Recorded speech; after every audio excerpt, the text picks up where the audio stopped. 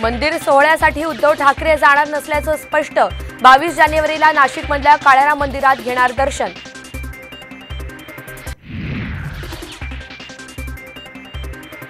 अडीच वर्ष घरी बसणाऱ्यांनी बंद केलेलं काम आम्ही सुरू केलं। शिवडी नावा सिलिंगच्या पाहणीवेळी मुख्यमंत्र्यांचा उद्धव ठाकरेंवर हल्लाबोल।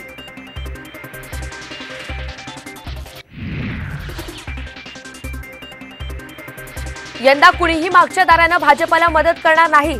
संभाजीनगरातील 2019चा दाखला देत संजय राऊतांचं मोठं विधान। तर मवियाचं जागा वाटप लवकरच होण्याचा पुनरुच्चार।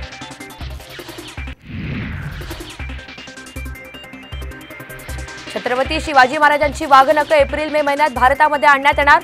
ब्रिटन सरकारकडून प्रक्रिया सुरू।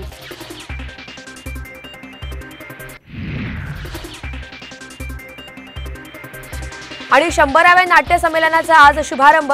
नाट्यदिंडीला सुरुवात। मराठी नाट्य रसिक आणि दिग्गजांच्या स्वागतासाठी पिंपरी चिंचवड सज्ज।